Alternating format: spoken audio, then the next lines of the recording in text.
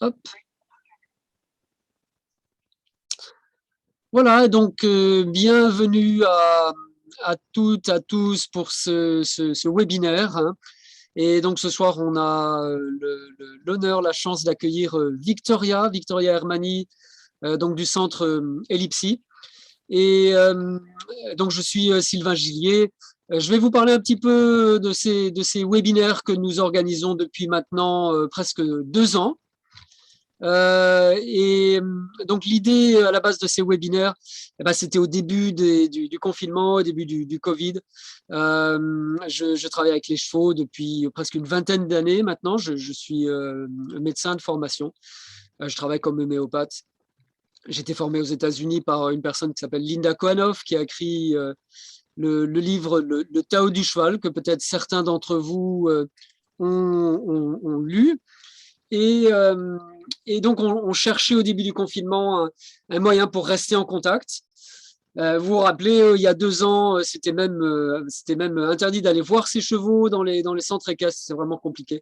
Donc moi, j'ai eu cette intuition en fait, et puis vraiment ce désir intérieur de continuer à me connecter, nous connecter avec les chevaux et de rester aussi connecté avec le réseau, hein, donc ce réseau autour du cheval en pleine conscience.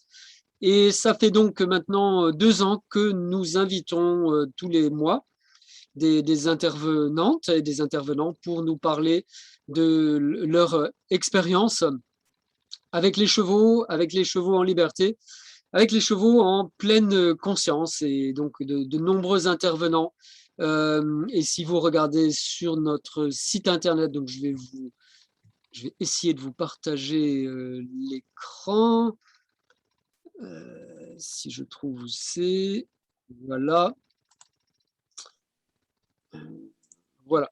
Donc le site du cheval en pleine conscience avec les chevaux, sur lequel vous avez de nombreux webinaires. On a des replays de tous ces webinaires. Et donc, on a choisi de laisser ces webinaires entièrement gratuits sur inscription. La seule chose, c'est qu'on va vous demander de vous inscrire à notre site internet. Et puis, de temps en temps, vous allez avoir un petit email de ma part, de la part du site En pleine conscience avec les chevaux. Et donc, sur cet onglet, vous avez tous nos replays, tous nos webinaires, de nombreux intervenants. On a eu Linda Kohanov qui nous a fait l'honneur de venir 2 fois parler de son approche. Leila Pages avec les chevaux libres depuis le Costa Rica. De nombreuses intervenantes qui sont equicoach, qui travaillent en tant que communicatrice animale. Le mois prochain, Lucille Piquer qui va donc nous faire entrer dans son monde de communicateur animal. Et donc ce soir, vendredi, le 17 septembre, webinaire en direct avec Victoria Hermani de Ellipsi. Donc Victoria, tu es psychologue clinicienne. Oui, bonjour Sylvain. Oui, Bonsoir, bonsoir. bonsoir. Franchement, ça me fait super plaisir de t'accueillir. Bah, écoute, c'est réciproque. Et donc, je vais te mettre également, hop, en évidence. Voilà, hop là. Voilà. Donc, bonsoir Victoria, ça me fait super plaisir de t'accueillir ce soir. Merci à Et, toi. et, et pour nous parler de ta pratique avec les chevaux, de ton approche de la psychologie, hein. Je crois que c'est un peu une psychologie enfin, je ne veux pas dire d'avant-garde, mais c'est pas forcément la psychanalyse freudienne du début du siècle, hein. Les Non. choses ont pas mal changé. Et ce qui est vraiment super, c'est que toutes ces formes de psychologie, c'est assez adapté finalement au type de conscience que nous avons quand nous sommes en contact avec les chevaux. Alors, Complètement. grand merci d'avoir accepté d'être là avec nous ce soir.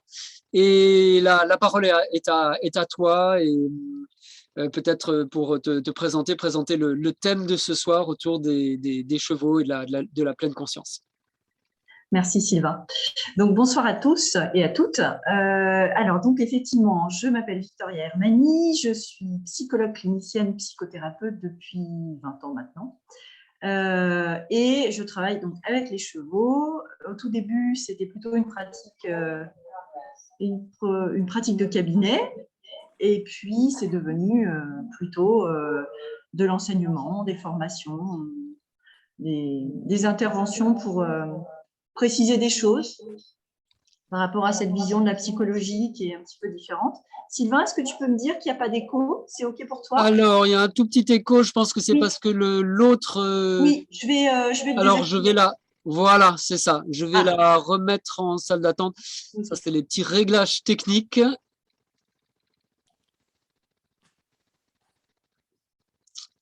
Voilà. Est-ce que tu m'entends bien?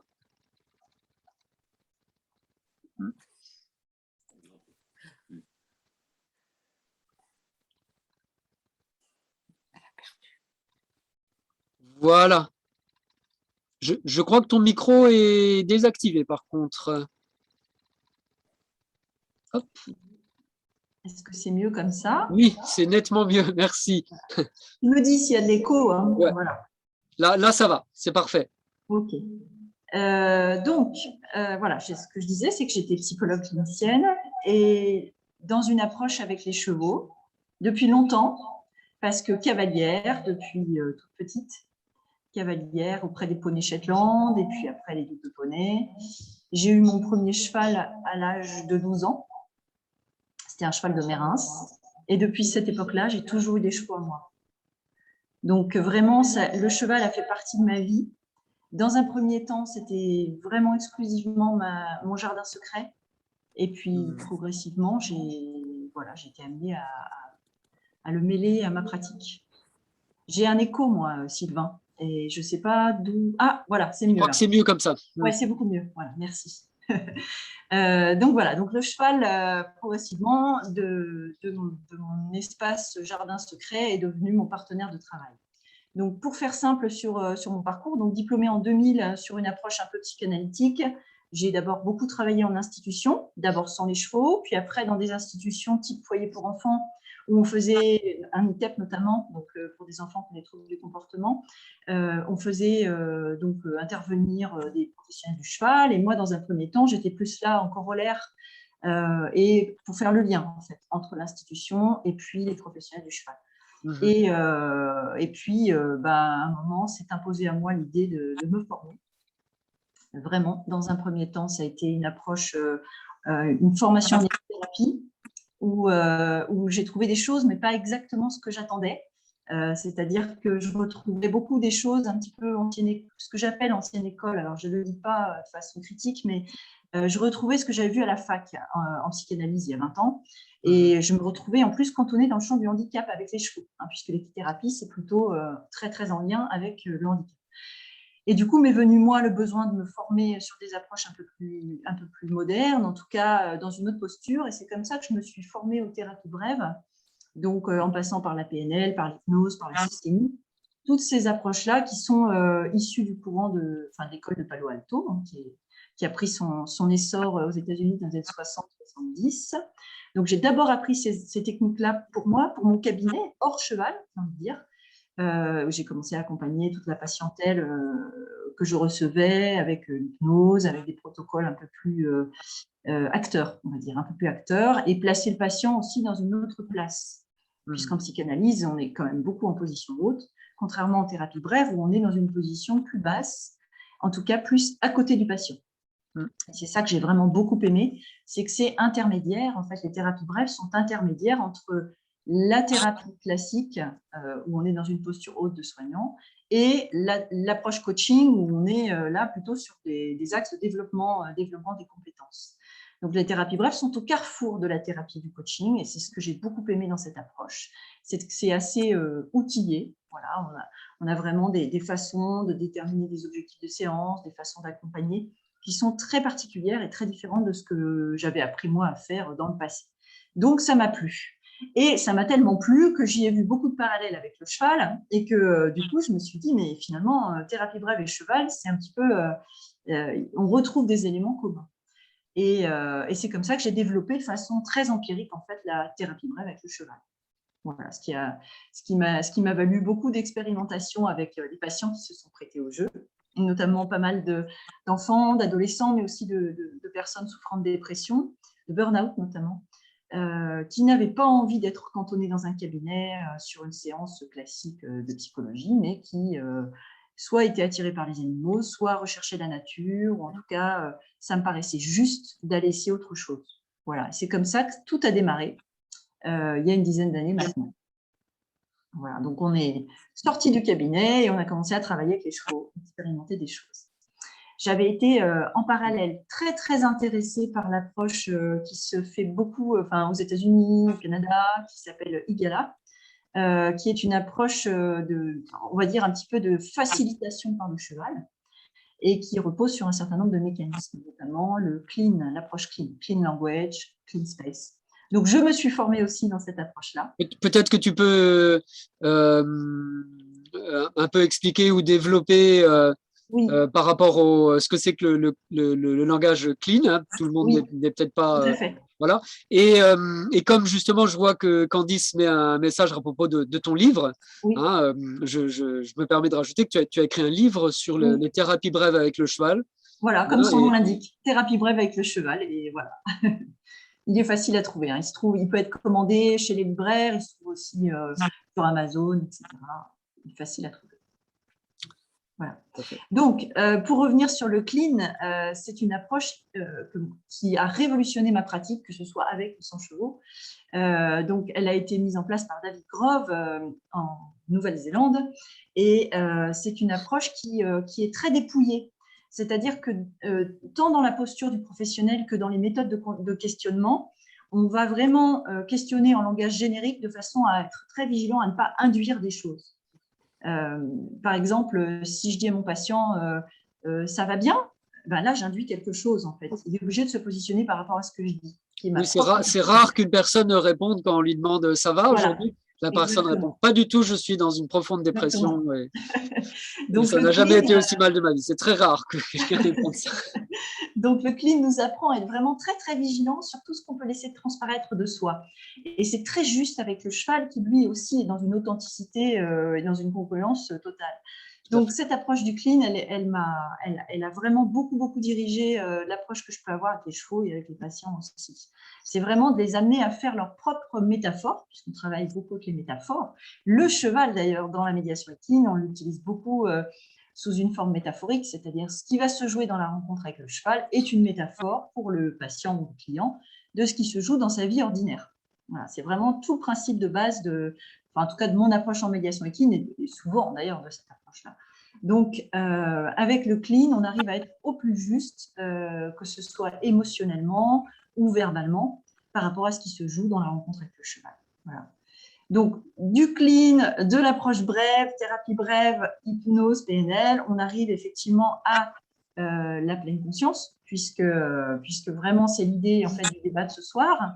Et la pleine conscience, moi, je l'ai abordée avec mes outils à moi. Hein, quand Sylvain, tu m'as contacté pour me proposer un sujet en lien avec la pleine conscience, je me suis dit, OK, qu'est-ce que moi, je peux et qu'est-ce que j'ai envie d'amener aussi par rapport à ça dans ce qui fait ma pratique et dans ce qui fait les recherches et apprentissages et enseignements que je peux faire voilà, dans ma vie de clinicienne. Et pour moi, ma première réflexion, ça a été de me dire, mais finalement, quels sont les liens qu'on peut trouver entre… j'ai du son là, quelque part. Voilà. Merci. Quels sont les liens que l'on peut faire entre la pleine conscience, l'hypnose, les états modifiés de conscience et des pratiques qui peuvent être super avec les chevaux, comme par exemple la cohérence cardiaque, qui apporte vraiment des choses formidables et qui se rapprochent complètement de la pleine conscience. Donc, ce que je me suis proposé, en tout cas ce que j'ai envisagé de faire dans le déroulé de l'intervention ce soir, après, sentez-vous libres tous d'orienter peut-être ou de poser des questions. Hein, oui, on laissera un temps à la fin du webinaire, on laissera un quart d'heure, 20 minutes pour les questions. N'hésitez pas à poser les questions dans le petit chat. Hein, pour ceux qui ne connaissent pas bien Zoom, vous avez une barre d'outils et vous avez donc un petit onglet qui s'appelle Discussion. Et là, vous pouvez poser vos questions. Et je vous propose que on va répondre, Victoria va répondre à toutes vos questions plutôt en fin de webinaire. Mais sentez-vous libre d'intervenir, bien sûr, à tous les moments. Donc voilà. Donc, ce que je proposais d'aborder, c'était déjà, bon, dans un premier temps, la question de la pleine conscience. Qu'est-ce que c'est que la pleine conscience, mais de façon simple, parce que je ne considère pas que je suis une experte en pleine conscience. Par contre, je la croise et j'ai beaucoup de techniques qui sont très, très proches, puisque notamment, je travaille beaucoup, beaucoup avec l'hypnose. Et qu'il y a des points communs et il y a aussi des différences. Et je trouve que c'est intéressant de pouvoir l'amener. Je travaille notamment en hypnose avec les chevaux, aussi, lors des séances de médiation équine. Donc ça, dans un premier temps, évoquer un petit peu similitudes et différences, hypnose, pleine conscience. Tout à fait. Dans un second temps, ça me paraissait intéressant d'aborder la théorie polyvagale, peut-être qu'elle est amenée par le docteur Porges, puisque ce système polyvagal, c'est aussi ce qui fait qu'on réagit en tant que mammifère, comme les chevaux, et que donc on a des points communs. Et tout ça nous permet de traverser les différents états, et notamment l'instant présent, la gestion des émotions, qui est très différente en fait chez le cheval et chez l'homme, et qui notamment pourrait ou devrait être un vrai modèle pour nous, puisque c'est ce qu'on a perdu, que les chevaux ont conservé dans leur capacité à gérer leur stress et leurs émotions. C'est en grande partie un des principaux axes de travail qu'on peut utiliser avec le cheval en médiation équine. Donc, je pensais parler un petit peu de ça. Oui, absolument. Oui. Donc, la pleine conscience, bien sûr, ça, c'est très important. La théorie polyvagale, bon, c'est des mots un peu compliqués, un peu scientifiques, mais c'est très, très, très important quand on travaille avec des grands animaux comme les chevaux, hein, de bien comprendre pourquoi le cheval nous permet d'être résilient, pourquoi il est tellement bon à nous permettre de dépasser des traumatismes, de dépasser des événements, éventuellement des événements compliqués, hein, qu'on a pu vivre, ou de traumatisme ou de violence. Oui, tout à fait. Je pensais aussi que ce sera l'occasion de discuter aussi du lien, vraiment de ce qu'on appelle la cybernétique, c'est-à-dire le lien entre les pensées, les émotions et le comportement, puisque le cheval, vraiment, sa grande qualité, c'est ça, notamment en cas de danger, en cas de stress, sa gestion des émotions est tellement meilleure que la nôtre. On a tellement perdu ça que c'est l'occasion d'en discuter. Et puis, d'aborder franchement la cohérence cardiaque, effectivement, parce que ça, c'est beaucoup de petits outils très simples qu'on peut utiliser en médiation équine et on voit tout de suite l'effet sur le cheval. Et ça, c'est génialissime. Et puis, sur le cavalier. La gestion du cavalier du cheval, enfin, la gestion du cavalier qui se transmet au cheval, pour le coup, ou bien même le cheval lui-même qui peut nous apprendre à gérer autrement notre cohérence cardiaque, puisqu'ils sont plus forts que nous là-dessus aussi. Et puis, parler un petit peu de l'intelligence émotionnelle si on a le temps. Et puis, peut-être quelques pistes d'exercices à faire avec les chevaux qu'on utilise couramment, que j'utilise couramment en médiation équine, mais qui peuvent être aussi bénéfiques pour tout lien cavalier-cheval, finalement, au-delà de la thérapie et au-delà de la médiation. Tout à fait. Dans ton livre, tu donnes un grand nombre de protocoles avec différents niveaux de difficulté. Ouais. Et voilà, et le cheval, c'est aussi le moment présent, c'est vraiment sa force. Hein, et je pense que c'est pour ça que c'est un enseignant de mindfulness, comme tu le disais, de pleine conscience. Et moi, je suis vraiment impatient de t'entendre parler de ces protocoles que j'ai lus dans le livre, mais c'est toujours mieux quand l'auteur du livre, la personne qui a créé les protocoles est là pour nous en parler et éventuellement pour répondre aux questions. Alors, merci beaucoup, c'est un magnifique programme. Je t'en prie,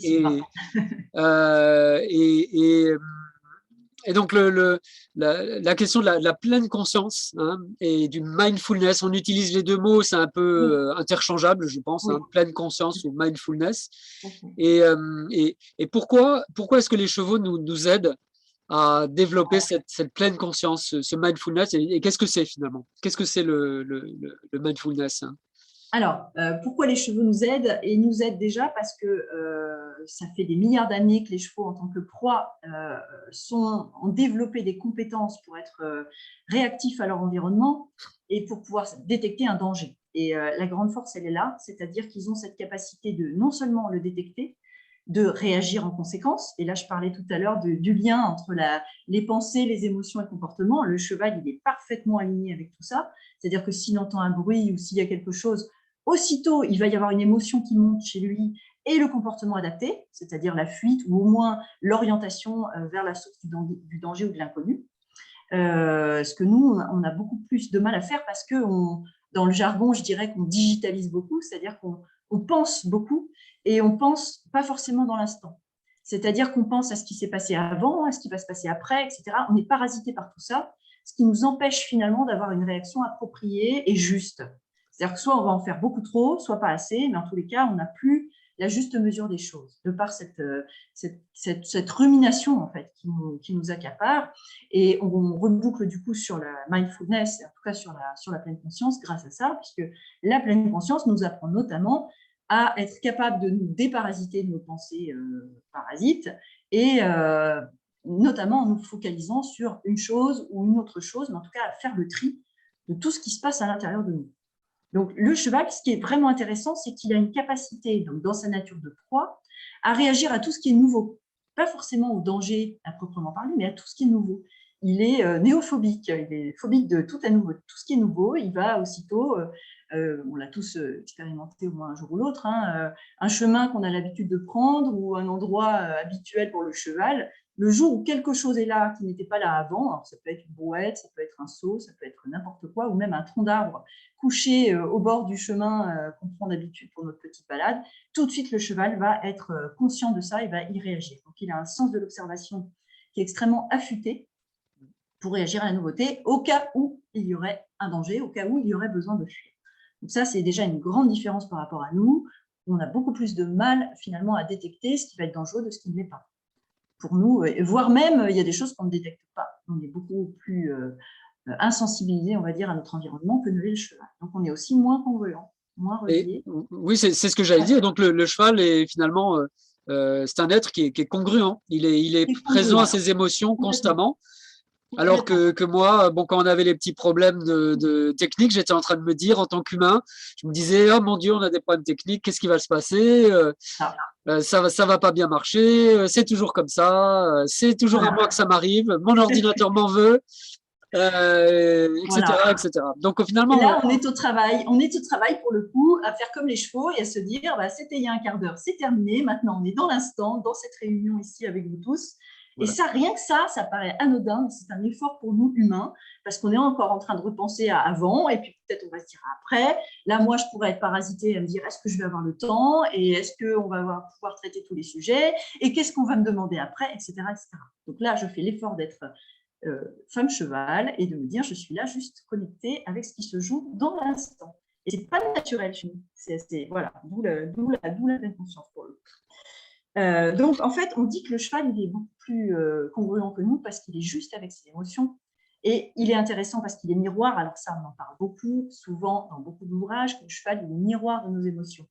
Et ce qui est intéressant dans ce côté miroir, c'est que souvent, nos émotions, on n'en a pas conscience. On est un peu coupé de nos émotions parce que on pense à plein d'autres choses et on ne ressent pas forcément ce que notre corps nous dit. Il faut savoir que les émotions, elles passent d'abord dans le corps. Hein, et après, elles sont mentalisées dans un second temps. Et parfois, on n'est pas disponible pour les entendre ou pour les reconnaître, soit de par notre histoire personnelle, ou soit pour plein d'autres raisons. Et donc, ou l'éducation peut-être aussi. L'éducation, les croyances, les valeurs, enfin, il y a plein de choses qui se greffent sur notre histoire et qui nous font perdre notre côté mammifère connecté à ses émotions. Donc, le cheval, il est miroir en cela, c'est-à-dire que quand on est en train d'interagir avec lui, il va ressentir comment on est à l'intérieur de nous. Et il va le ressentir bien plus fort que nous, parce que nous, parfois, on ne sait même pas. Et il va le détecter dès qu'on pose un pied dans son paddock. Il y a des moments, c'est bizarre, tiens, je veux justement le vermifuger, ou il y a le veto qui va arriver tout à l'heure. Pourquoi le cheval ne se laisse pas attraper ce jour-là? C'est un bon exemple de ça. C'est-à-dire qu'il ne nous sent pas, quoi. Il ne nous sent pas, ou en tout cas, il nous sent préoccupés. Et ça, c'est une faculté qu'ils ont entre eux dans le troupeau, une faculté innée à se connecter aux émotions de l'autre, parce que c'est ce qui leur permet d'agir aussi en synergie. S'il y a un danger, il y a un des chevaux qui va se tendre, ou s'il y a quelque chose, tous les autres vont être contaminés aussitôt, et c'est ce qui leur permet de sauver leur peau, et ce qui leur a permis d'arriver jusqu'à nous aujourd'hui. Donc ça, ils ont ça très très fort en eux, et du coup, ils font pareil avec nous. Oui. Et peut-être même aux intentions. Moi, on m'a raconté une histoire aux États-Unis. Oui. D'une personne qui voulait vendre son cheval parce qu'il n'avait plus assez d'argent et il avait une très grande propriété, genre 1000 hectares. Et le cheval venait, chaque fois qu'il l'appelait, il sifflait entre ses doigts, le cheval venait au galop. Et, sauf quand il était avec un acheteur. Quand il était avec un acheteur, le cheval ne venait pas. Et c'est assez incroyable. Est-ce qu'ils lisent des signaux à l'intérieur de nous, peut-être, hein? Et oui, donc à la fois les intentions, et les intentions amènent des émotions. Donc tout ça est relié, tout ça fonctionne ensemble, et même notre comportement. On peut très bien dire qu'on ne se déplace pas pareil quand on est tendu, parce qu'il y a le veto qui arrive, ou parce qu'on n'est pas sûr de réussir à le vacciner ou à le vermifuger, ou peu importe. On est tendu, on ne se déplace pas pareil. Et du coup, le cheval, il détecte ça. Pour lui, ça veut dire qu'il y a danger. Même si on n'est pas forcément mal intentionné, pour lui, il détecte ça comme ça. Et donc, son comportement change. C'est en ça que c'est un excellent miroir. Donc, le cheval, il est fin, il est affûté, beaucoup plus qu'on ne l'est nous-mêmes, parce qu'on a perdu cette notion-là. Et au-delà de ça, une vie de cheval, c'est des qualités, des compétences dont on est en train de parler, nous, quand on parle d'intelligence émotionnelle, quand on parle de qualité, de soft skills, de qualité relationnelle, de communication, tout ça, le cheval, lui, il ne se pose même pas la question, c'est inné chez lui. Parce qu'une vie de cheval, c'est un troupeau, c'est de la relation entre congénères, c'est de la coopération, c'est de la compréhension mutuelle, c'est du non-verbal essentiellement, mais aussi voilà, par leur vocalise, du verbal. C'est tout un tas de choses qu'on a un peu laissé de côté. Et quand on réfléchit bien, les humains entre eux, ce sont des mammifères. Hein. C'est pareil. Il suffit de réfléchir quand on arrive, par exemple, dans un nouveau boulot.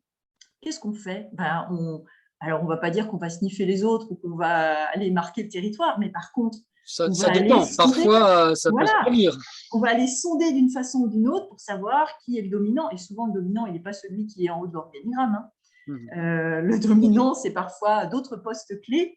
Et du coup, on va chercher à avoir ces infos-là, on va chercher à voir comment se positionner. Mais nous, ça va nous prendre des mois pour comprendre les rouages quand on arrive dans une grosse institution. Le cheval, lui, il va arriver dans un troupeau. Quand on observe ce qui se passe quand on met un nouveau cheval dans un troupeau, très, très vite, ce nouveau cheval, il va savoir à quoi s'en tenir. Où est-ce qu'il se place? Il va faire sa démonstration. J'ai le souvenir d'une petite ponette qu'on a intégrée il y a quelques années dans le troupeau. Elle a fait toute sa démonstration à peine arrivée dans le champ. Ruade, saut de mouton, etc., galopade, avec tout le troupeau, évidemment, parce que ça amène beaucoup d'agitation, jusqu'à ce que chacun trouve sa place. Et du coup, et les places qu'ils vont trouver, il n'y a pas de jugement de valeur comme on peut avoir nous. Nous, on a les dominants, on a les subalternes, on a tout ça. Chez le cheval, c'est de la coopération, c'est-à-dire qu'il y a celui qui sera responsable de l'eau, il y a celui qui trouvera les nouveaux chemins, il y a celui qui aura un rôle d'introduction auprès des autres chevaux. Donc finalement, c'est pas du tout joué comme nous, avec jugement de valeur ou autre. Chacun a son intérêt dans le groupe. En fait, c'est super important. Je rebondis là-dessus parce que dans les séances, moi, je travaille avec un petit troupeau de chevaux. Les gens, une des premières questions, c'est souvent, bon, alors, c'est qui le chef? C'est souvent les hommes qui posent cette question d'ailleurs. Mais c'est qui le chef alors? C'est bien difficile de répondre à ça dans un troupeau, en fait. Hein. Parce que, oui, il y a les vétérans qui vont avoir un rôle particulier, mais tout le monde a un rôle. Et donc, le chef, on va dire qu'il y a plusieurs chefs si on doit partir comme ça. Et donc, ça, c'est vraiment aussi une grande capacité qu'ils ont par rapport à nous. Pas de préjugés, de la coopération, de l'entraide. Bon, c'est très, très orienté, effectivement, mais il y a un sens. Tout ce que le cheval fait a un sens, ce qui n'est pas forcément le cas pour nous. Donc, tout ça, travailler avec les chevaux, auprès des chevaux, nous apprend ça, ou nous réapprend tout ça. Et c'est aussi les leviers dont on se sert quand on accompagne les personnes, que ce soit en coaching ou en thérapie, bien sûr. Donc, la pleine conscience, que nous on appelle la pleine conscience, c'est en fait un état naturel chez le cheval, puisqu'il est pleinement dans ce qu'il fait à chaque instant. Quand il est en train de brouter, il est pleinement en train de brouter. Quand il est en train de fixer quelque chose, ou quand il est en train de changer d'allure ou d'aller dire quelque chose à un congénère, il est pleinement dans ce qu'il fait. Et c'est direct et c'est franc. C'est-à-dire qu'il ne va pas forcément y mettre des politesses ou quoi. S'il a besoin de recadrer un congénère, il va le faire de façon directe. Et sans haine et sans agressivité, contrairement à ce qu'on peut penser quand on les voit. Parfois, les coups de sabot, les coups de dent, ça y va franchement, mais en même temps, c'est fait une fois et tout est clair. On se fait certainement beaucoup plus de mal, nous, avec tous nos contournements et les façons qu'on a d'essayer d'enrober les choses. Et parfois, c'est pire parce qu'on n'arrive pas à dire ce qu'on a besoin de dire. Certainement. Ça, c'est aussi, la congruence, elle est là. Hein. Et il est direct avec son émotion et avec le sens de sa communication est très clair. Dans la pleine conscience, il y a cette notion de clarté, alors, si je comprends bien. Oui, de clarté et d'être pleinement dans ce qu'on fait à l'instant où on le fait. Et d'ailleurs, les toutes premières pratiques de pleine conscience partent de ça, puisque ça se réapprend pour nous, puisqu'on l'a perdu, comme je disais, au lieu d'être spontané, ça se réapprend. Et quand on le réapprend en faisant du focus. Alors, le focus, il peut être sur du visuel, il peut être sur de l'auditif, sur ce qu'on appelle du kinesthésique, c'est-à-dire dans le corps, sur de l'olfactif ou sur du gustatif, c'est-à-dire on peut se concentrer sur un visuel, soit un visuel qu'on voit devant nos yeux, comme une contemplation par exemple, soit un visuel interne, par exemple on ferme les yeux et on imagine quelque chose, on se souvient d'une image de quelque chose, un être, un lieu, peu importe. Ça peut être auditif, ça peut être sur un son, on peut méditer avec un son, soit en émettant soi-même un son, soit en entendant un son. Pareil pour le gustatif, ça peut être avec un goût. Le kiné, c'est une sensation dans le corps. Donc, on peut se concentrer sur une sensation particulière dans notre corps et rechercher cette sensation-là. Une lourdeur, une légèreté, un fourmillement, enfin, quel que soit ce qui se présente, puisqu'on est attentif à ce qui se présente à l'instant dans la pleine conscience. Donc, ce qui se présente, c'est là. Et on accueille ça sans jugement, comme les chevaux. Et pareil pour l'olfactif et le gustatif, puisqu'en fait, on est composé de nos sens. Nos 5 sens, c'est ce qui nous compose et c'est avec ça qu'on va faire nos souvenirs et qu'on va interagir dans le monde avec ces filtres-là. Donc, d'une personne à l'autre, on peut être plus ou moins visuel, auditif, plus ou moins dans le corps, etc. Et ça va colorer notre pratique, qu'elle soit méditative ou hypnotique d'ailleurs, de toute façon. Voilà, donc, la pleine conscience, c'est ça. Ça existe depuis très, très longtemps. C'est très souvent associé à des pratiques ancestrales et spirituelles, même si aujourd'hui, ça s'est démocratisé, laïcisé. C'est quand même, ça s'origine dans ces pratiques-là. Qu'est-ce que je peux vous dire d'autre sur la pleine conscience? L'appellation française, elle est relativement récente, en fait, pour nommer des choses qui sont de tradition spirituelle depuis très, très longtemps.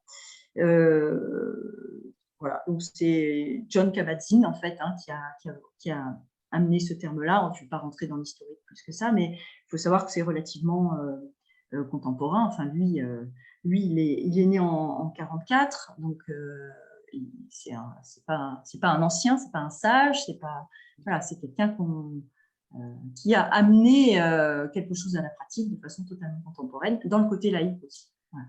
Et l'idée, c'était vraiment de pouvoir aller travailler sur la gestion du stress et sur la douleur aussi. C'est comme ça que ça s'est développé. Voilà. Donc, il y a plein de façons de pratiquer la pleine conscience. Il y a différentes appellations aussi. Et dans tous les cas, l'idée à retenir, c'est qu'on est dans le fait de retrouver quelque chose de la pleine présence. D'ailleurs, c'est souvent une traduction qui est utilisée et qui est peut-être plus juste que conscience. Pleine présence, c'est être juste là dans l'accueil de ce qui se présente. Et ça devient une philosophie de vie. Voilà. Donc, c'est une pratique régulière et puis ça devient un automatisme aussi à force d'être pratiqué forcément. Donc, les indications pour la pleine conscience, il y en a énormément. Ça va comme je disais tout à l'heure, ça va des douleurs, ça va de la gestion du stress, ça va une meilleure connaissance de soi, tout ce qui peut être petits mots de l'ordinaire en fait. Donc, ça amène vraiment, et ça amène aussi une profondeur pour certains, une avancée vers une plus grande spiritualité aussi. Voilà.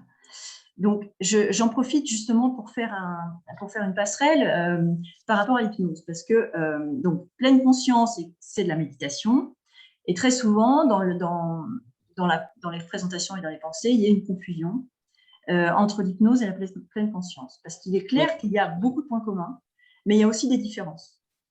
Et j'ajouterais aussi peut-être avec les différents états de conscience. Tout à fait. Et c'est vraiment, pour moi, c'est un peu le moment de parler de ça. Ouais. Par rapport aux différents états de conscience, qu'est-ce que c'est que l'hypnose? Quelqu'un posait la question dans le chat finalement.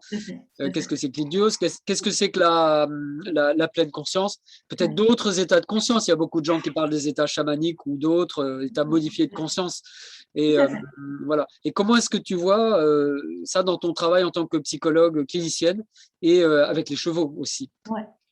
Alors oui, si on parle des états de conscience modifiés, c'est une grande catégorie vraiment d'états de conscience, mais qui recouvre finalement à la fois des états différents, puisqu'on va parler d'ondes, des ondes cérébrales, puisque c'est comme ça qu'on va le voir, c'est quand l'activité neuronale de notre cerveau se synchronise autrement, et que du coup, les ondes de charge et de décharge neuronale ont un autre rythme. Donc, on va parler des ondes alpha, bêta, theta, delta, essentiellement. Donc, l'hypnose et la méditation ont ça en commun, c'est-à-dire que toutes les deux font appel à des états modifiés de conscience. Et les états modifiés de conscience sont ce qui nous permettent d'accéder à d'autres ressentis, d'autres connaissances, d'autres sensations en nous-mêmes et sur les autres. Pour ce qui est de… Alors, par contre, la différence, c'est qu'en méditation, on va être plutôt sur de l'alpha et du bêta, qui sont des zones avec des fréquences qui vont tourner autour de la concentration. Le focus et la concentration, alpha et bêta, alors que delta et theta sont des zones, sont des fréquences en fait, où on part dans un état plus profond, ou en tout cas plus déconnecté du réel. Et beaucoup moins dans la concentration, mais plutôt dans une, je ne vais pas dire une dilution presque, une dilution de notre conscience vers un état où on arrive dans le monde onirique de notre inconscient. Si je devais résumer, je dirais ça. Donc voilà la principale différence entre en méditation et hypnose, c'est qu'en méditation, on va chercher du focus et de la concentration à travers les ondes alpha et bêta, alors qu'en hypnose, dans le delta et theta, selon la profondeur, on peut aller jusqu'au coma, en hypnose d'ailleurs, on va aller plutôt chercher un oubli de soi, de ses limites aussi, même de son schéma corporel, et on va pouvoir en quelque sorte se dissocier. D'ailleurs, la dissociation fait partie de l'état hypnotique, où on va pas non plus utiliser notre même hémisphère cérébral. Alors, c'est toujours schématique, ce que je dis là. Globalement, quand on médite et qu'on est plus dans le focus, on va plus travailler en cerveau gauche, en concentration, attention, donc presque dissection. En fait, c'est un mode de pensée plus sur le mode de la dissection des sensations, des perceptions, des stimuli. Alors qu'en hypnose, on va être plus en cerveau droit, c'est-à-dire notre cerveau qui est plus, je parlais tout à l'heure de onirique, qui est en lien avec le rêve, qui est en lien avec la connexion au tout. Voilà. Et de là, on va retrouver aussi les états chamaniques, qui sont des états hypnotiques avancés, de connexion avec, alors on peut l'appeler la sagesse, le grand tout, le Dieu, le cosmos, voilà, quel que soit le nom qu'on donne selon nos croyances et selon ce qu'on a envie d'aller expérimenter.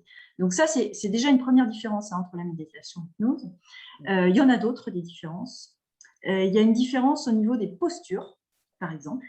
La méditation requiert des postures spécifiques, plus tenues au niveau du corps, puisqu'on va chercher vraiment on peut chercher à descendre en soi ou à rechercher l'élévation, mais ça va passer dans une posture. Là où l'hypnose, on va être dans quelque chose de mou, de beaucoup plus avachi. En fait, on va rechercher une espèce de lâcher. Alors, le lâcher prise, j'aime pas forcément ce terme parce que c'est pas toujours juste de l'utiliser pour l'hypnose, mais on va la posture, en tout cas, va être moins importante en hypnose qu'en méditation, et on peut faire de l'hypnose en étant allongé, en étant dans un fauteuil, etc. Donc ça, c'est une différence. Une autre différence, c'est que en méditation, on va rechercher à être plus conscient de quelque chose, très, très dans l'accueil de quelque chose qui survient, comme je disais tout à l'heure, ça peut être visuel, auditif, une sensation, alors que dans l'hypnose, on va chercher à s'oublier pour accéder à autre chose, pour laisser place à l'inconscient et à d'autres solutions. Encore une autre différence, c'est que pour la méditation, je parlerai d'hygiène de vie, c'est-à-dire que c'est une pratique plus de l'ordre du quotidien, une posture, une philosophie de vie. Là où pour l'hypnose, on va l'utiliser de façon plus ponctuelle pour une finalité thérapeutique. Et par exemple, on va aller, je sais pas, aller travailler le stress ou l'angoisse, mais du coup, on va aller faire une séance, ou on va se faire une séance en auto-hypnose, mais ça va être à chaque fois avec un objectif particulier. On va travailler avec objectif dans l'hypnose, ce qui n'est pas le cas dans la méditation, qui accueille ce qui vient. Alors qu'en hypnose, on va partir en disant, voilà, je veux travailler mon stress, je veux travailler mon angoisse, je veux changer tel comportement, je veux arrêter de fumer, etc. Donc voilà, ça c'est une différence aussi importante. Et puis la relation au sacré, qui n'est pas forcément la même aussi, dans l'une comme dans l'autre, même s'il existe l'hypnose spirituelle, qui va se rapprocher effectivement d'une connexion très, très, très chamanique, et puis beaucoup plus dans les sagesses archaïques, dans les vies antérieures, mais là on arrive dans des sujets un peu plus spécifiques qu'on ne travaille pas forcément avec les cheveux. Oui, puis c'est déjà des choses un peu avancées, j'imagine.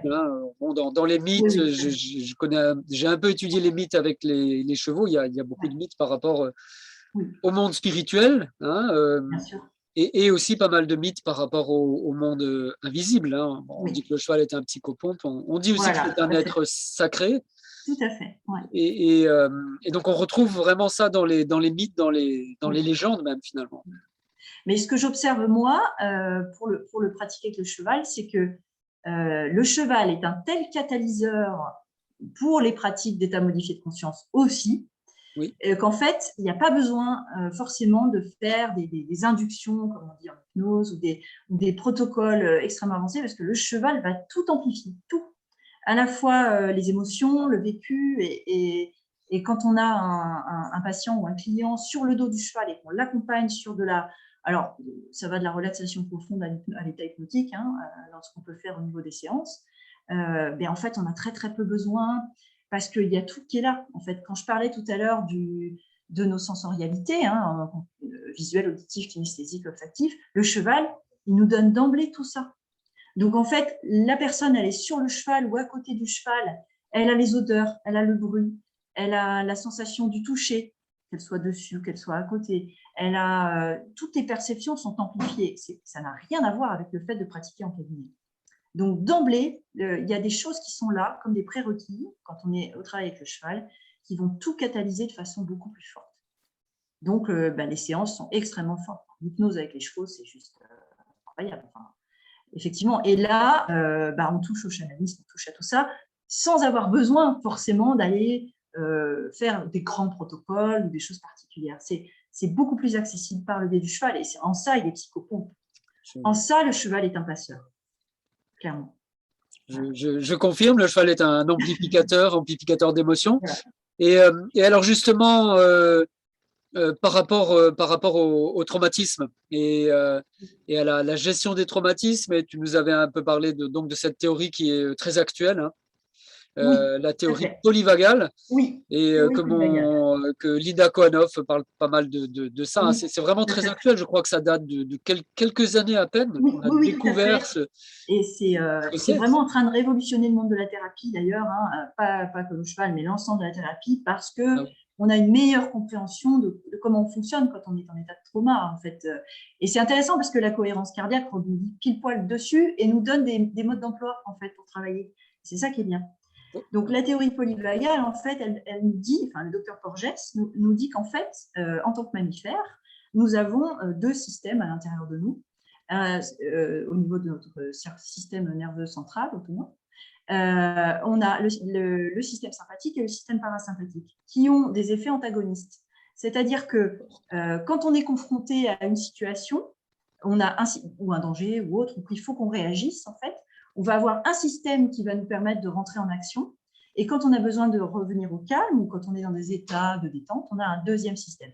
Donc, le système sympathique, c'est le système qui va nous faire monter en tension. Aussi par le biais de neurotransmetteurs, etc. Il va nous mettre dans l'état où on va pouvoir réagir. Le système parasympathique, au contraire, est celui qui va nous faire redescendre en pression. Et c'est très intéressant parce que c'est relié à la respiration.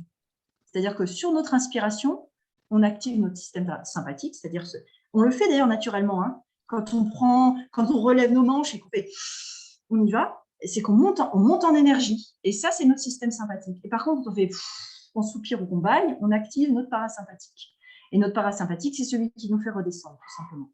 Et ça, c'est géré par la respiration, mais pas que. C'est aussi contextuel.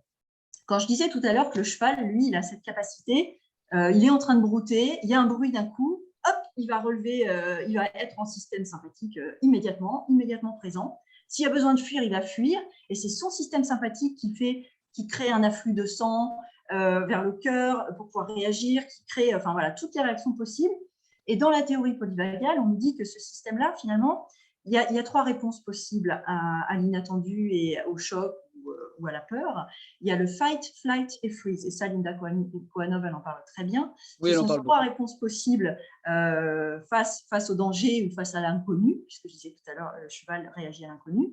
C'est-à-dire que soit ça va être un événement impressionnant, mais moyennement impressionnant, et chez nous c'est pareil, hein, où en fait on va pouvoir activer soit la fuite, soit le combat, en fait, de façon crescendo, selon la gravité de ce qui s'offre à nous. Et puis, si ça dépasse ça, si par exemple, on n'est pas dans la possibilité de fuir ou de combattre, ou si ça n'est pas suffisant, on va se geler. on va se geler. C'est comme les animaux qui font les morts, quoi. C'est le freeze. C'est gelé en anglais.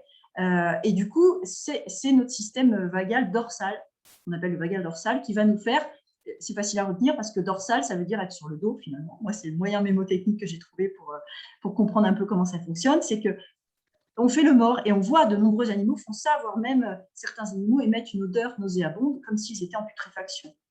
Et en fait, c'est ce système-là, c'est notre système vagal. Et ce qui est très intéressant avec le système vagal, c'est qu'il est relié à nos yeux. Et ça nous amène au mouvement oculaire, puisque tout ce qui est EMDR, thérapie par les mouvements oculaires, fonctionne avec l'activation des yeux. Et c'est aussi dans la méthode d'équitation centrée, ce qui est utilisé quand on fait, je vous en parlerai tout à l'heure, il y a un exercice très simple sur le focus-défocus du regard qui nous permet d'activer notre nerf, voilà, qui permet de redescendre au niveau du polyvagal. Donc voilà, donc je fais extrêmement réduit quand j'en parle comme ça. Mais ce qu'il faut retenir de cette approche polyvagale, c'est qu'on a différents systèmes dans notre corps qui réagissent à différents événements et qu'on peut activer soit l'un, soit l'autre et qui sont antagonistes. Et que nous, on a parfois du mal à être au clair avec ça, surtout quand on est en situation de trauma. Le stress post-traumatique, il est très, très relié à cette approche-là, parce qu'en fait, on n'a plus la capacité de redescendre. Et alors, ceci est lié à notre amygdale, enfin, un système de traitement au sein de notre cerveau, qui fait qu'on a des flashbacks, on a des choses en boucle. Et quand je disais qu'on est parasité par nos pensées, nos émotions, c'est ça. Ce que le cheval n'a pas, ou en tout cas beaucoup moins que nous. Alors, il faudrait faire des études sur le stress post-traumatique chez le cheval, qui existe certainement, mais je pense qu'il leur faut une dose beaucoup plus importante que nous de trauma. Et en tout cas, ils ont une capacité innée à aller encoder l'expérience. Si c'est traumatique, c'est qu'on n'arrive pas à encoder. C'est-à-dire qu'on ne met pas de sens à ce qui nous arrive. Voilà, pour faire simple. Je crois que tu voulais intervenir, Sylvain, du coup. Non, mais c'est sûr qu'il y a cette question du sens et c'est super important. Oui. Hein, et bon, c'est des éléments scientifiques. Moi, je dois dire, j'adore ces explications-là parce que justement, ça met du sens à des choses qui autrement n'en ont pas tellement. Hein. Je pensais à ce film de Laure de Clermont-Tonnerre qui s'appelle Nevada, qui montre une prison américaine oui, tout à fait. où on utilise les chevaux pour enfin resocialiser, puis finalement pour gérer les émotions, le traumatisme avec les prisonniers. Voilà, très beau film et finalement ça ressemble beaucoup à la réalité. Hein. Moi, j'ai vu des centres comme ça où on traitait des adolescents ou d'autres personnes traumatisées. Hein, et le cheval est excellent. Alors, peut-être que le cheval, lui aussi, est traumatisé, mais je pense qu'il a beaucoup plus de résilience que la plupart des humains. Incroyable. Et oui, à tout point de vue. Et quand je parlais tout à l'heure de la cohérence cardiaque, c'est une pratique aussi qui peut s'effectuer, qui est très, très en lien avec ce qu'on vient de dire. La cohérence cardiaque, c'est travailler sur sa respiration pour synchroniser la variabilité cardiaque, c'est-à-dire que le laps de temps entre deux battements de cœur. Et on voit que si on ne fait pas ce travail-là, si on ne synchronise pas, qu'on est comme on est là, par exemple, sans faire attention spécifiquement ni au battement de notre cœur, ni à notre respiration, c'est un peu le chaos. C'est-à-dire qu'il n'y a pas, c'est pas aligné d'emblée, chez l'humain en tout cas. Et du coup, on réapprend à travers la cohérence cardiaque à respirer et à aligner nos inspires et nos expires avec les battements de notre cœur. Et c'est très simple, c'est plein de petits exercices extrêmement simples. Et le cheval, lui, contrairement à nous, il a une cohérence cardiaque innée, c'est-à-dire qu'il est cohérent entre sa respiration, ses battements de cœur. Et c'est incroyable. Enfin, il a dans son rythme cardiaque, il y a une fréquence, une puissance de fréquence magnétique qui est largement supérieure à la nôtre. Donc, juste le fait d'être en sa présence, et donc il y a plein d'exercices qu'on peut faire, simplement d'aller poser la main sur son flanc, sentir sa respiration, sentir battre son cœur, enfin, plein de choses, faire écouter le cœur du cheval, c'est énorme ça, de faire ça en séance, ça apporte quelque chose d'extraordinaire aux patients, parce que le cheval, il est régulier, il est extrêmement régulier parce qu'il n'est pas activé, il est en parasympathique, il est juste en vigilance, il est en pleine conscience, le cheval, naturellement, aussi dans ses battements de cœur. Et nous, c'est un truc qu'on doit réapprendre. C'est ça qui est fou, c'est que par le cheval, on réapprend toutes des choses qui étaient innées au départ chez nous et qu'on a perdu dans notre évolution humaine. Ouais. Voilà. Il nous reconnecte avec notre animalité, dans le bon sens, vraiment, du terme, quoi. Donc, cohérence cardiaque, exercice de base, inspirer 5 secondes, expirer 5 secondes. C'est très simple. Hein. Et ça, on peut le faire sur le cheval. Et ce qui est génial, c'est de voir les différences. Comment réagit le cheval, justement, quand on se met en cohérence cardiaque? Et on peut accompagner ça avec du mental, de l'imagerie mentale. Hein, par exemple. On peut imaginer qu'on inspire du calme et puis qu'on expire toutes les pensées noires qu'on a à l'intérieur de soi. Et ça, on peut le faire juste en marchant avec le cheval ou même avec le cheval en liberté. C'est juste énorme parce que tout de suite, il va se connecter, il va sentir qu'on est bien. Et donc, du coup, on sera un congénère digne d'attention. En tout cas, il aura spontanément envie de se rapprocher de nous, ou en tout cas de moins nous fuir, si c'est un cheval plus craintif. Voilà, on se met en cohérence cardiaque en présence du cheval et on observe ce qui se passe. Oui, ça c'est sûr. Et il y a un institut en Californie qui s'appelle HeartMath, et qui étudie la cohérence cardiaque. Et d'ailleurs, ils vendent des petits appareils de cohérence cardiaque. C'est assez bluffant. On met juste ça sur le lobe de l'oreille comme ça, et ça mesure la cohérence cardiaque. Tout à fait. Et donc Linda Kohanoff, qui est en France d'ailleurs en ce moment, a fait une étude avec un médecin américain. J'ai eu la chance de participer aussi quand j'étais là-bas en Arizona.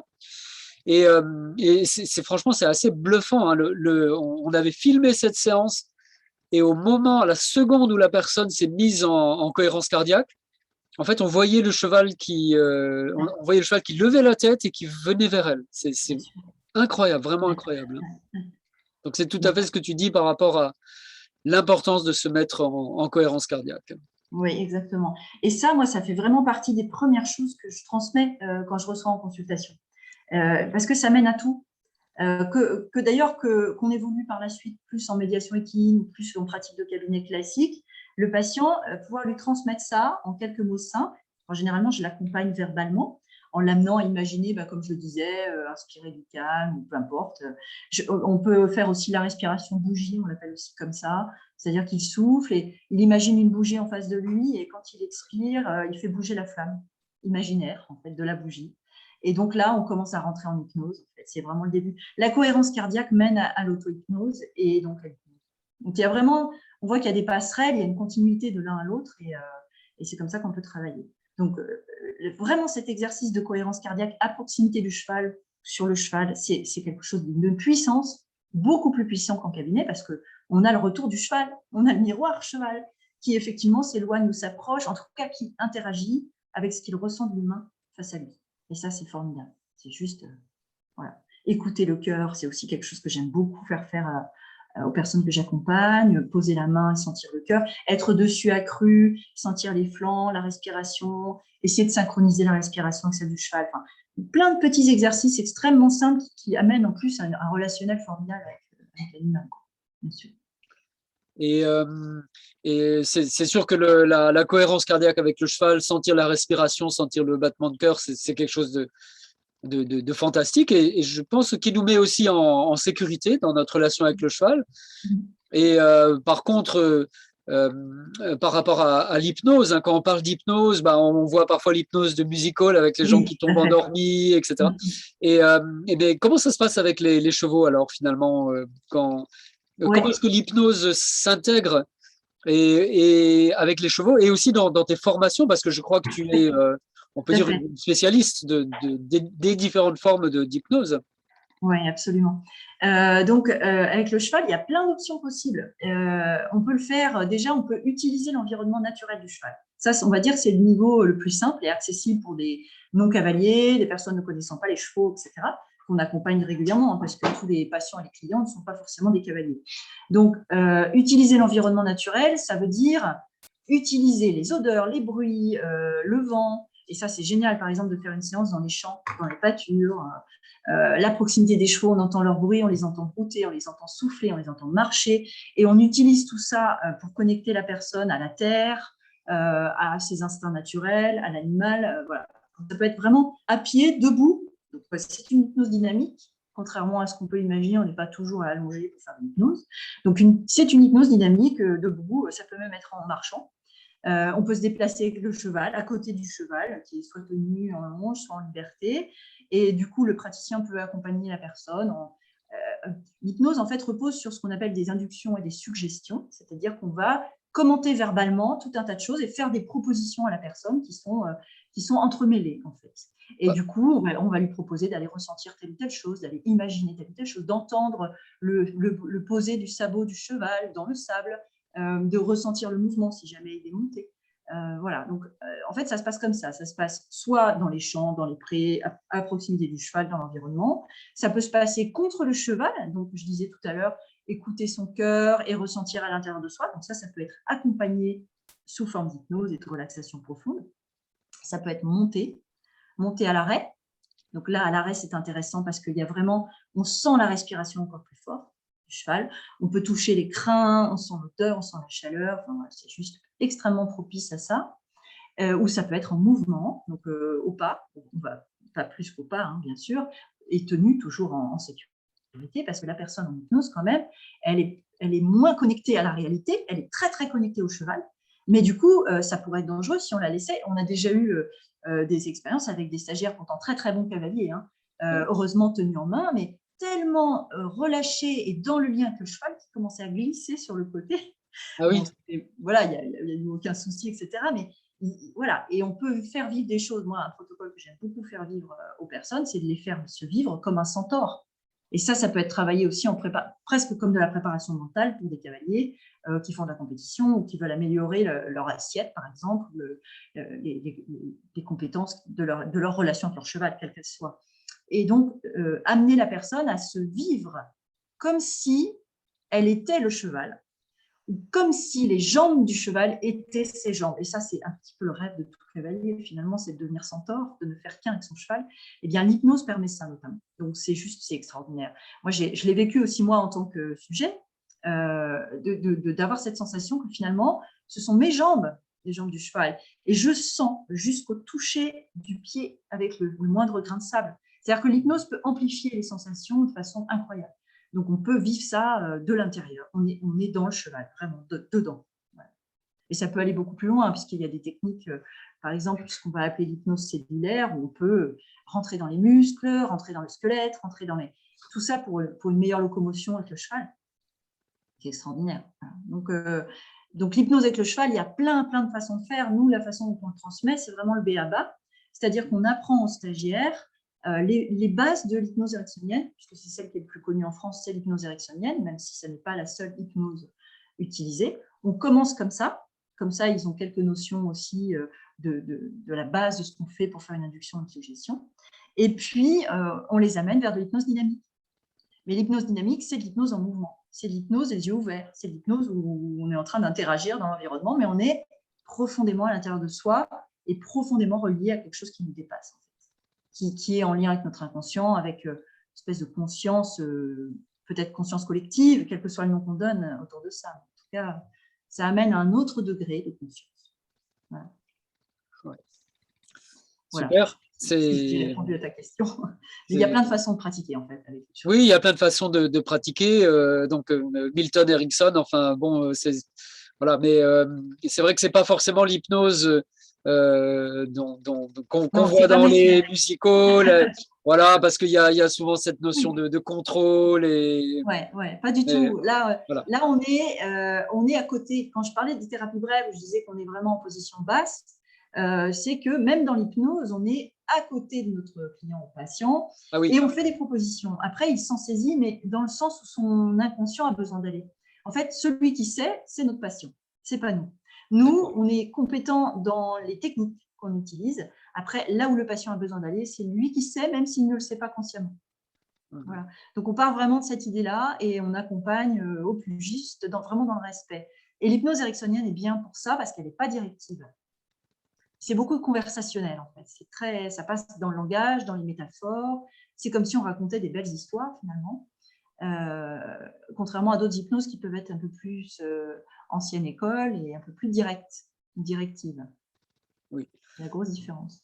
Et le cheval est un animal fantastique pour raconter des histoires, des légendes, des mythes, et il stimule l'imagination. D'ailleurs, dans le mythe de Pégase, hein, le messager des dieux, Pégase représente aussi l'inspiration des muses, l'inspiration créatrice, l'inspiration de celui qui raconte, de celui qui compte. Alors, Je ne sais pas si c'est une inspiration hypnotique, mais je témoigne qu'on retrouve vraiment ça dans le contact avec le cheval. Et puis il y a Tout à aussi fait. une Et, créativité finalement incroyable ouais. qui se développe, hein, Et même ce qui est d'autant plus fort, c'est qu'il est à la fois capable de nous amener vers ça et à la fois capable de nous remettre dans la terre. Donc, c'est cet axe vertical dont Jung parle avec l'axis mundi, c'est-à-dire, lui, il en parle pour l'arbre monde, l'arbre qui relie le ciel et la terre, mais finalement, le cheval, il est ça aussi. Parce qu'il a quand même les sabots bien dans le sol, il est ancré dans l'instant présent, dans sa pleine conscience, dans sa réactivité, il est ancré, il est là, bien présent. Et en même temps, de par toutes ses forces et ses qualités et de tout ce qu'il symbolise au niveau métaphorique, il nous connecte aussi au ciel. Donc, c'est assez magique. J'ai souvenir d'un patient, moi, avec lequel j'ai pu travailler.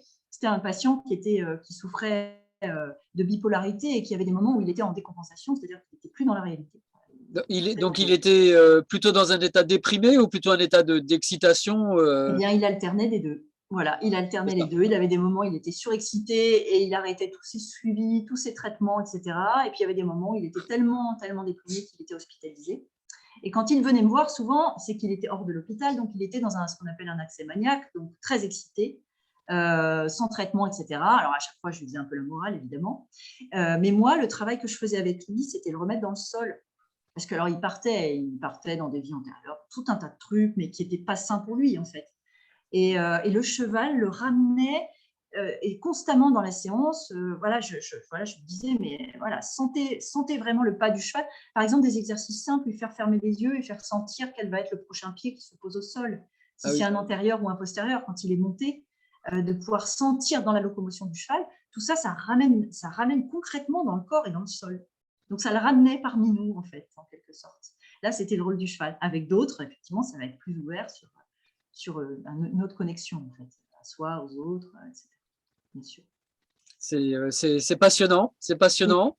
oui, tout à Et, fait. euh, et c'est comme une palette finalement Oui, d'outils, de techniques oui, tout à fait. qu'on peut mettre en œuvre avec notre compagnon Oui, de oui, dizaines oui, de milliers d'années du cheval, c'est hein. ça. Et il y a Et, quelques jours, ouais. j'étais dans le sud de la France et il y a une grotte qui date de 35 000 ans.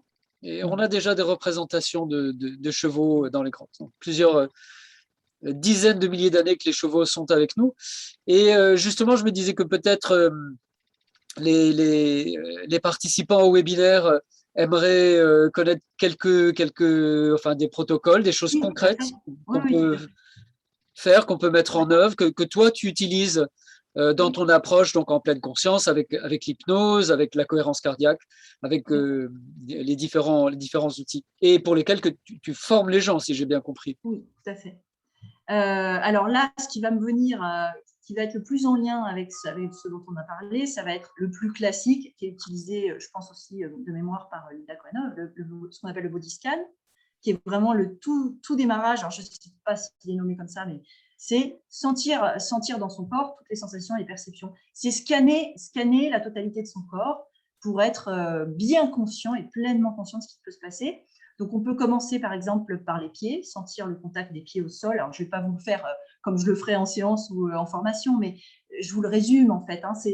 On va sentir la connexion des pieds, le poids du corps, comment on est en équilibre sur nos deux pieds, etc.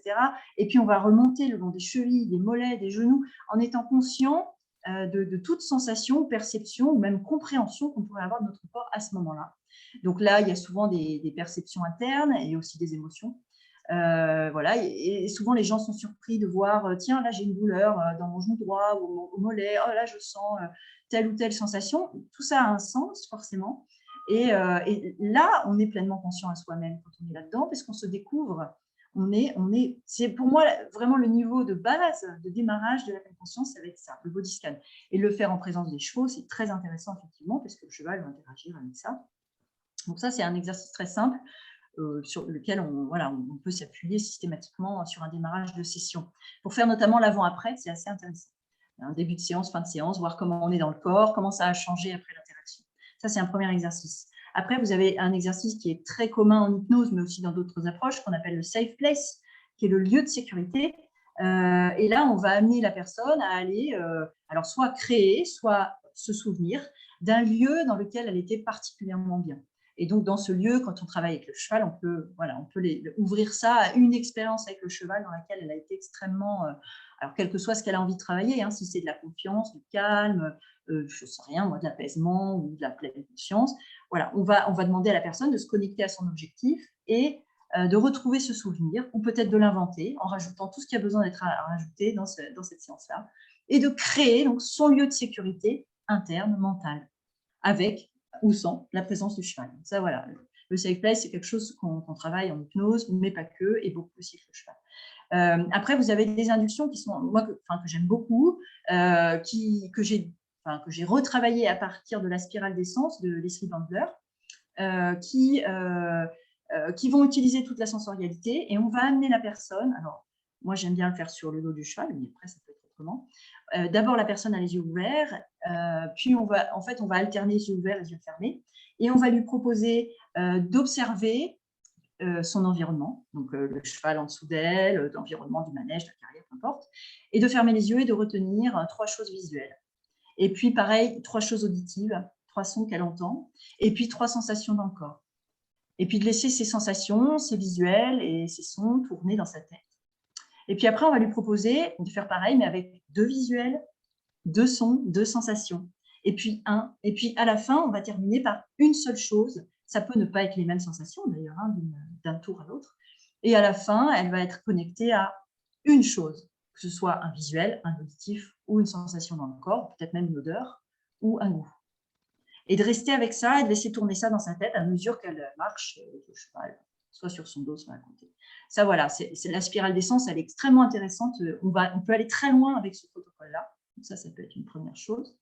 Après, qu'est-ce qu'on va avoir d'autre? C'est magnifique comme exercice. Oui, c'est extra. On va avoir des exercices de respiration où on va proposer à la personne, en fait, de compter. Alors là, on se rapproche de la cohérence cardiaque, pour le coup, de compter ses inspirations et ses expirations, combien elle respire sur un tour avec le cheval.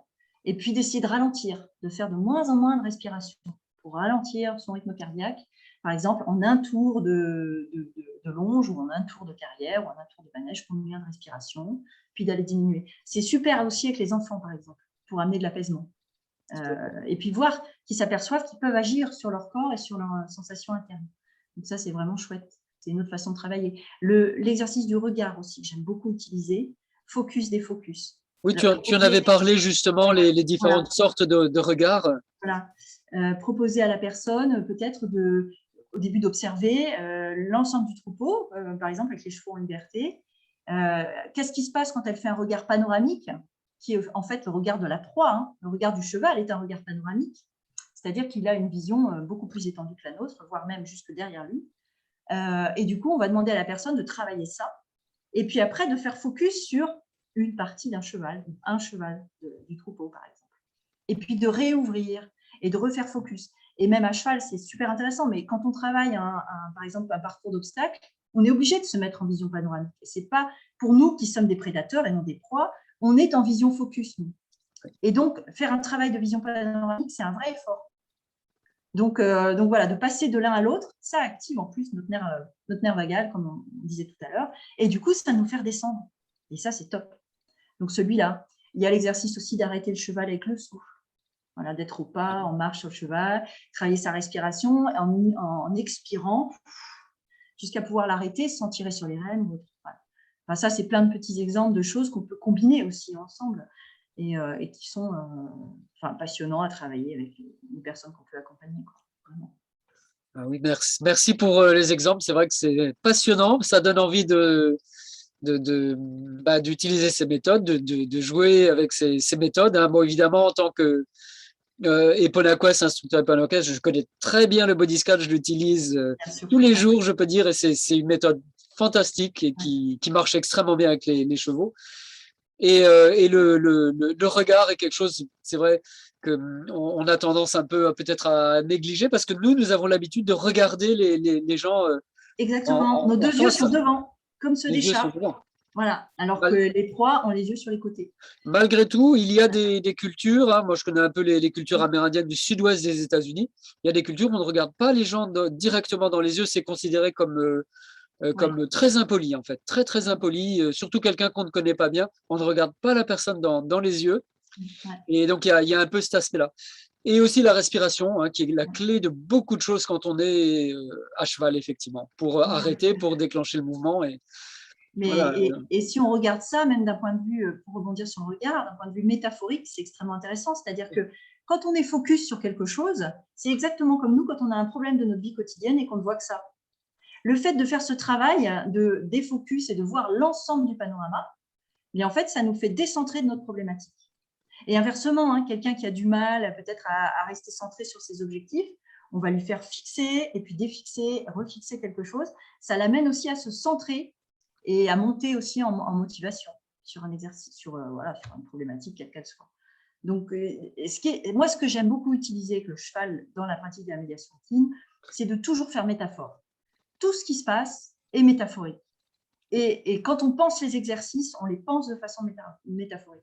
C'est-à-dire qu'on relie, il y a toujours un moment de questionnement en fin de séance où on va relier le client ou le patient. Ah oui, ok, est-ce que vous avez vécu là? Est-ce que vous avez compris que le cheval, qu'est-ce qui est pareil ou différent dans votre vie?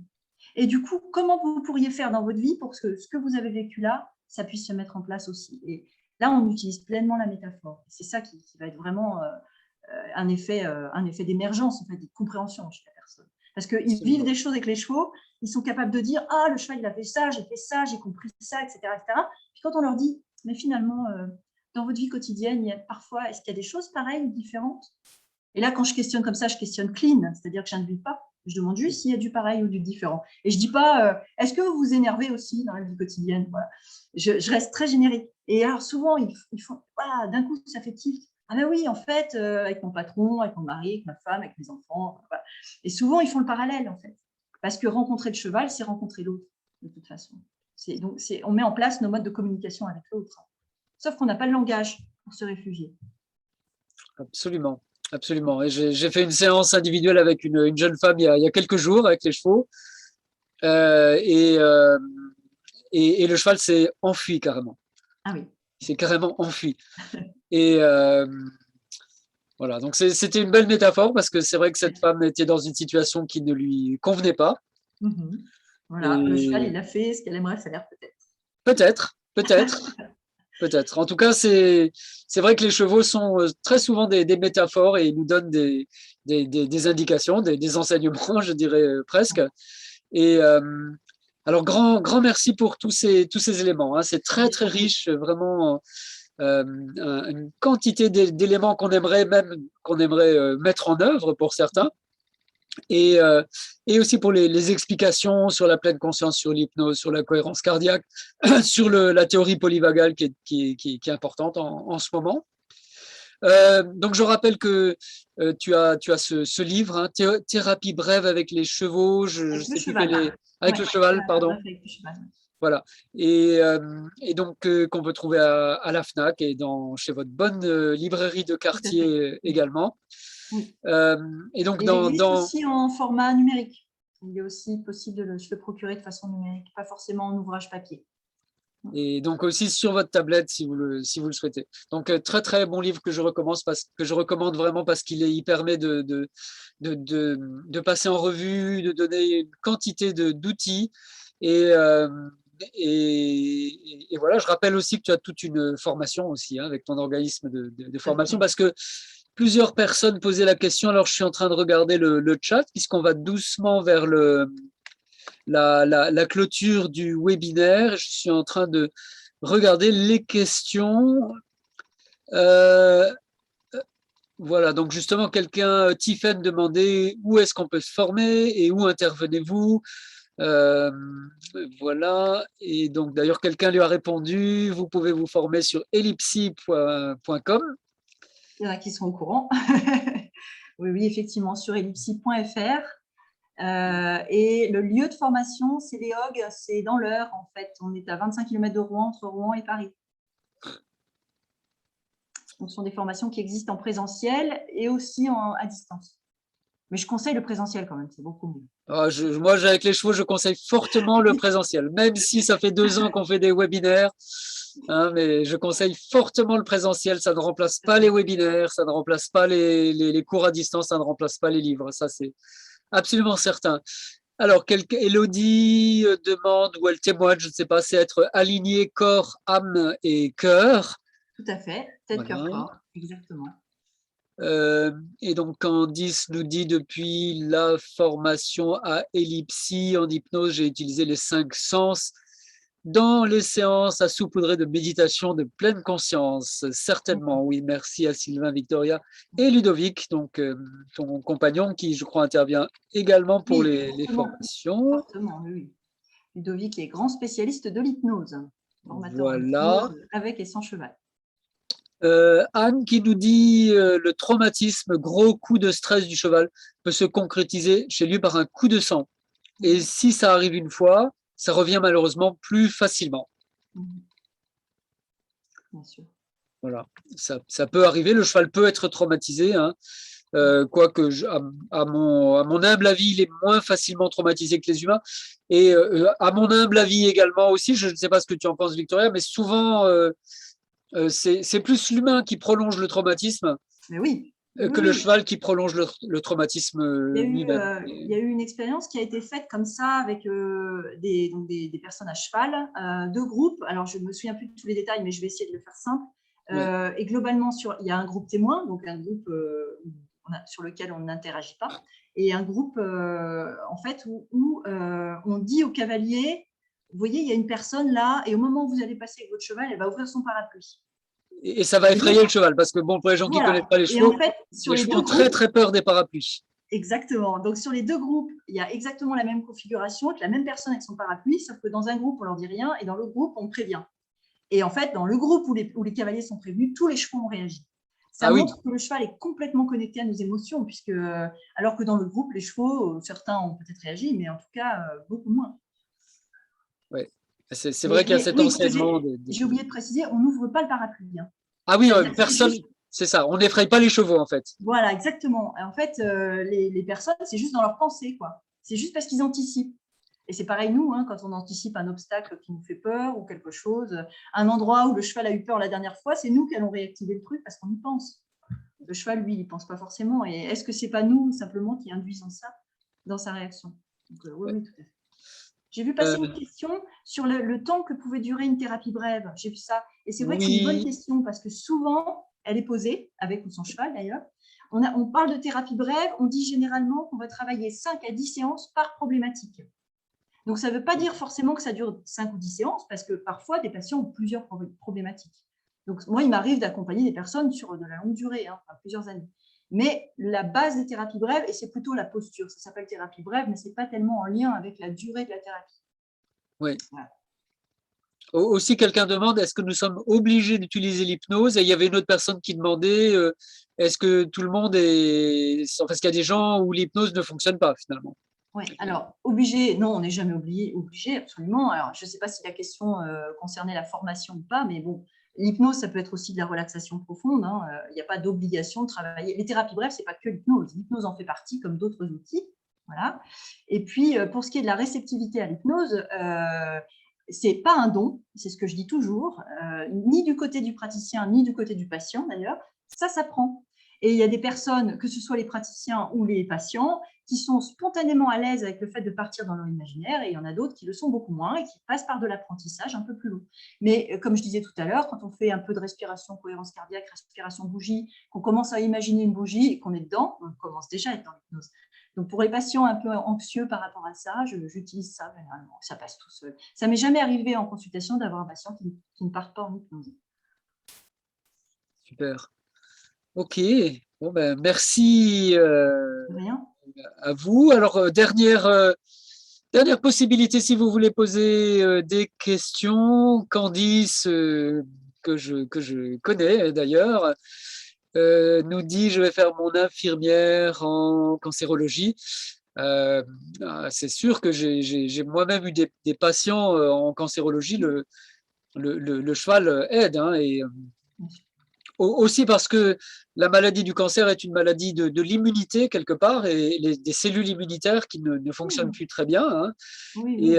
Et l'immunité est complètement en rapport avec mon état intérieur, mon état mental, mon état d'énergie ou au contraire un peu de dépression. Et le cheval peut absolument, ça peut vraiment aider, hein, ça peut Oui, vraiment bien sûr. aider. Et peut-être Et tu as eu aussi des expériences avec ça. C'est quelque chose vraiment qui aide. bien sûr. Voilà. Oui, oui, Euh, le body scan, pour répondre à la question, enfin, précédente, effectivement, body scan, c'est un terme qu'on utilise nous, entre praticiens, dans le jargon, mais je ne vais certainement pas dire à mon patient que je lui fais faire un body scan. Oui, le voyage dans le corps, c'est une bonne chose. Après, on adapte toujours le langage à la personne qu'on accompagne. C'est une des bases de l'hypnose. Il faut ouais. rentrer avec elle dans son imaginaire. Donc, il faut s'adapter en termes de langage et de croyances. Voilà. Oui, c'est sûr que scanner pour les patients Oui, qui ont le tout à cancer, fait. ça peut être un peu compliqué, c'est certain. Oui, C'est absolument. certain. C'est certain. Mais là, il y a la pleine conscience, justement, la pleine conscience de toutes les merveilles et toute l'énergie, finalement, toutes les possibilités et la sagesse qu'il y a dans notre corps. Je parle souvent de la sagesse intégrée du corps et des chevaux aussi. Alors, Anne fait l'exercice de la bougie avec une vraie bougie, Ouais, ouais. absolument. Alors, Lucie arrive maintenant. Y aura-t-il un replay, s'il vous plaît? Oui, Lucie, il va y avoir un replay, absolument.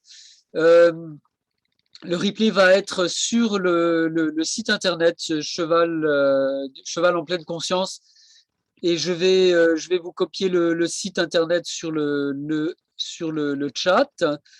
Donc, Elodie demande est-ce que l'hypnose est obligatoire dans la formation?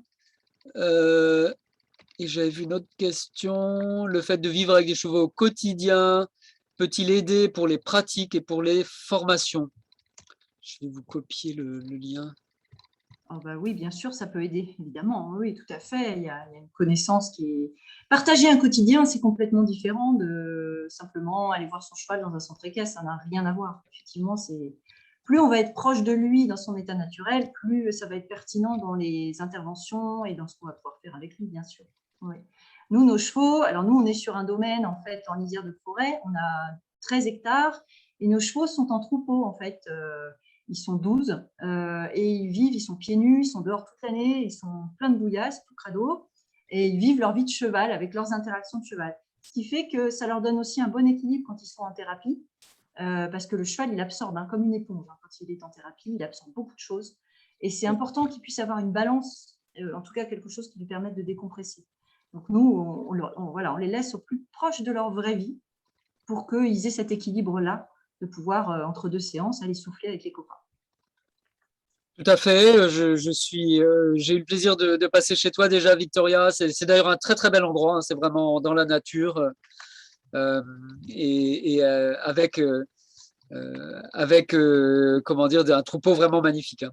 J'ai eu la chance de travailler plusieurs fois avec des personnes en situation d'immigration également, qui sont par définition réfugiés, hein, donc qui sont par définition traumatisés, et un endroit qui est vraiment adapté pour la vie avec les chevaux. Excusez-moi parce que je suis en train de faire des copier-coller en même temps, Il n'y a pas de souci. et comme je suis un homme, j'ai du mal à faire deux choses en même temps.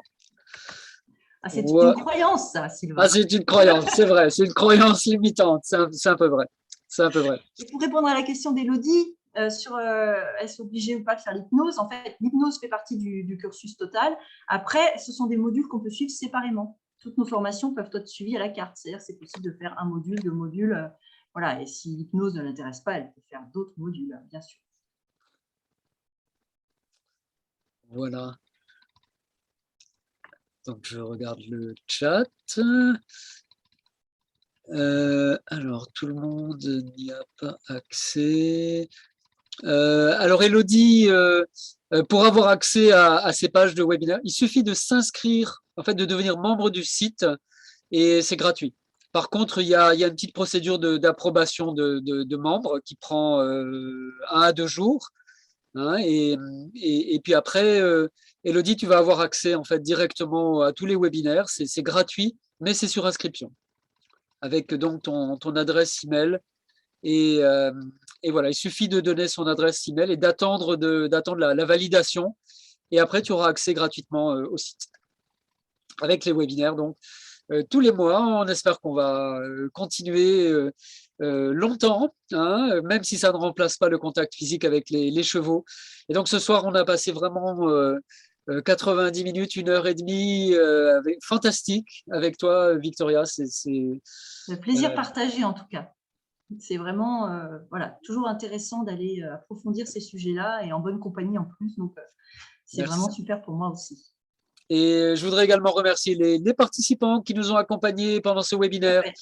Il va donc y avoir un replay. Et toutes les personnes qui, si vous étiez inscrites à ce webinaire, vous allez voir arriver dans votre boîte mail le lien pour le replay ainsi que le lien pour le prochain webinaire qui aura lieu en octobre. Je ne sais plus la date, je crois que c'est le 26 octobre. Je vérifie sur mon propre site.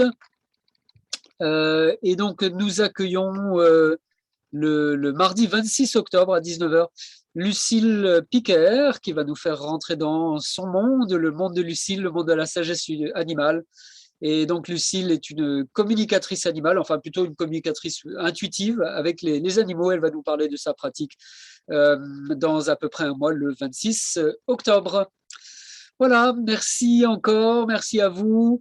Et donc, pour ceux qui sont intéressés par la formation de Victoria Hermani, rendez-vous sur le site ellipsi.fr. Vous avez l'adresse du site internet dans le chat et également, je vous le rappellerai dans le replay du webinaire.